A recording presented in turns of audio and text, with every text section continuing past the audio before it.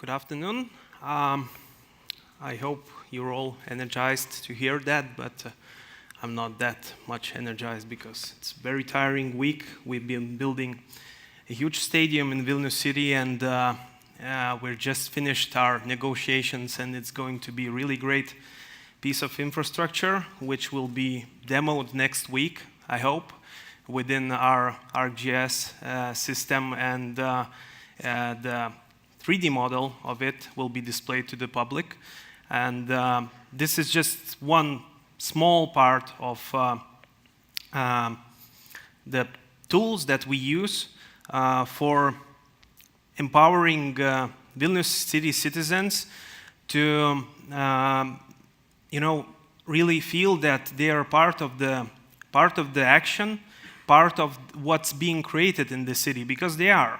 We've been using GIS software and specifically ArcGIS for over 20 years, and there are a lot of professionals in this area in Vilnius city working every day and adding data.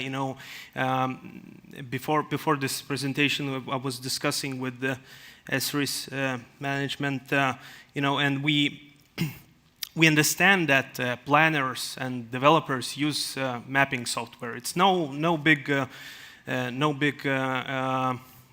discovery for us to say that, and there's nothing special about it. But what really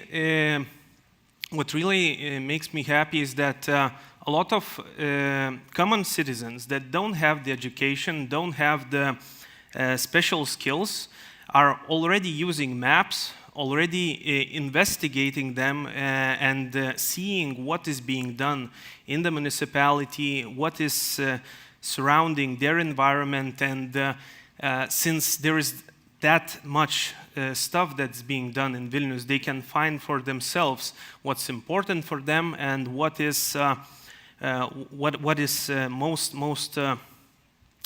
important for their lives and for their everyday needs. Open data is something that we started to really boost in the year 2015, and it is something we see as raw materials for innovation that can empower citizens not only to see the transparency of the city's actions and processes, but also to create new applications and to save a lot of time. A small example I usually give about this is one architect once asked me whether we can publicly display hydrants that are in the city, because hydrants are something that are required to show where they are when you're getting a building permit. And we analyzed this situation, and we published the hydrant layer on our maps and in the open data section, because and it turns out that when you have this information publicly available, you can see where they are and save a lot of time in the corridors of public institutions. You just find them on the internet from a respectable source, and you can use them in your work. So you save a lot of time, and this time that's being saved in all parts of these hydrants, in all the planning documents, the construction documents, all the plan plots and whatnot that we publish is all that's incorporated in our bigger city vision, because what our city is trying to achieve is not to buy fancy and smart systems just for the sake of buying fancy and smart systems. We want to create a city that's transparent, not in the terms of being, transparent and in the terms that there's no corruption, but also in the terms that the processes are so smooth and the services are being served even before the citizens know that they need them. And We created our own mapping portal to service some of these needs. There's vast amounts of data being displayed here. What is interesting maybe here is that we have all the underground infrastructure laid out and publicly available to see and to investigate. If you need something for your building, for your potential development, or for anything that you're planning or designing, or just you want to know that the house you're buying has water connection or whatever. And this helps a lot of citizens, and this is something we display as our motto for total transparency, because a lot of people see this as very sensitive information and as information that should be only available with supervision and with permits and whatever else. Also, this mapping portal, we created it because actually we didn't like the Esri's default interface, because it's really clunky and messy, but it's available open source, and you can connect your web services and use it if you want. You can develop on top of it, and it's available on our GitHub system, on our GitHub portal, which is also a portal for open data that's, that doesn't have the location meta attribute. We recently started building applications on 3D and VR.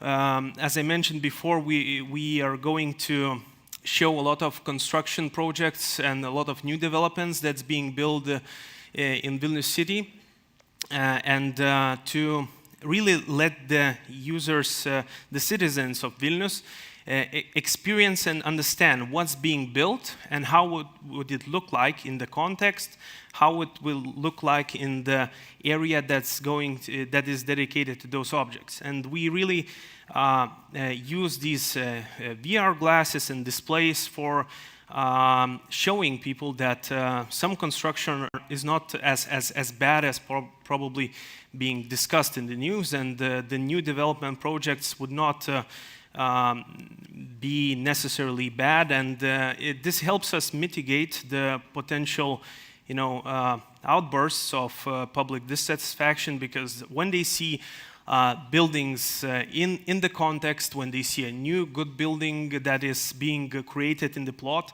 they are happy about it, and they can adjust it to the context, and they can see the real deal that's going to be there, because architects tend to visualize the buildings either as a bit better than they are, or a bit worse than they are, depending on what they're communicating to. We do a lot of public engagement, and this is what I really like about Esri products and tools, because they allow us to collect a lot of data, as you all may fully understand. But the real challenge here is to consistently collect this data, integrate it into our already existing systems, but also to find a way for our administration to understand the needs of the citizens, and to understand and to manage the expectations that, for example, it's a very simple example, but if we're collecting information about where should we put trees in the city, right? We should tell the people that it's not sufficient for them to mark it on the map and send it as a submission to us. There's also there's a process behind that we will verify the location, we will investigate, and even if we decide that a tree is going to be planted there, next year there won't be a huge tree there. There will be a sapling, and then it will grow into a tree. And this is a really simple thing, a simple story to tell, but this story needs to be told, and it's sometimes really challenging to connect the user. user experience within the technological interface, the tool itself, and to the result that's going to be available for the citizen to see in the reality. But as it really makes me happy to see that, as I mentioned before, that's simple people that don't have any additional education. They investigate, they see into territory planning, they see into red lines of the streets, of the perspective streets. They engage and discuss the data that's being provided to them online and in an open fashion. And we are not, we're self-aware that we might have problems with our data. We know that there are mistakes, that the data is not fully in full good quality, and we totally understand that, but that's okay, because what we do when we publish it, we put it out for public quality control. A lot of people then crowdsourcedly verify that data. They check if there aren't any mistakes, and they are sure to report them if they see those. We sometimes do crisis management applications, and we gather information using Esri software to get people some reports on our infrastructure. There was a flood once, and we collected a lot of data out of it. And again, the huge challenge there is to, collect the data that's in a good quality. Like this is probably some fake image, right? And also to filter it out and to transform this data, to transform the heat map into specific actions that will be incorporated in the city infrastructure planning and implementation years ahead of this flood, because public procurement and the processes, they don't take up quite a short time. And we are not, I guess, the only city facing this, and not the only institution facing this, though the decisions, they are late in their action, but we need to gather as much data as possible to be as precise as possible when we do those actions. We recently did a master plan, which is now being published, and we used a public application to display the differences between the old master plan and the new one. We also collected a lot of data from the users, getting their ideas and their suggestions for the master plan. And we use this to create a better planning document, and it's really specific. It's really something that we're quite proud of, and it's now going through the institutions, but the people of the city can easily get their insights to us and to see what the outcome was, because as you can see, the green stars is something that we agreed to, and the red stars are something that we dismissed. So we, political organization is something that tends to say yes more than a no. But we try to publicly and transparently display where we don't agree with the citizens, because it's not a necessarily good suggestion. But if we do it publicly, if we do it on good terms and with the right explanation, with the right argumentation, we can be honest and honestly say that this is the right decision, and we are not afraid to tell that it is. In the future, we hope to see more companies integrated in our infrastructure, because we now only have 6 the biggest companies integrated within our LA license, and they use mostly the same infrastructures, share the data between them, and there is a possibility to integrate even more. There's a huge challenge there to show the people, the communities that are in those organizations, that this is not a burden. This is something that if we create, if we adapt, if we use, it can contribute to the bigger picture. It can be used to label data. We can use some data from one company to be passed on in real time to another company, and this is something that actually makes us work less, not more.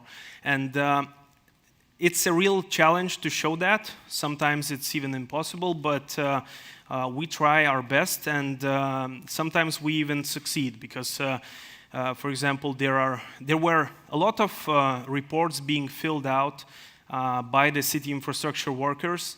Now they fill out maps.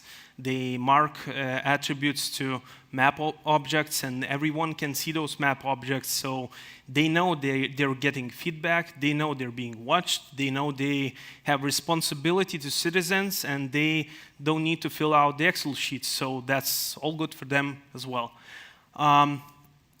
We're working towards feedback applications, and we also have our own problem reporting system for the city, and we're going to integrate that into this infrastructure that we have with the Esri. And as I mentioned again, BIM model integration and display is going to be happening soon, and more open data, more materials for public innovation, for innovation in private sector will be presented as well. So that's the short story of work that's being done in Vilnius City Municipality in terms of GIS systems and mapping and trying to empower the citizens. Thank you.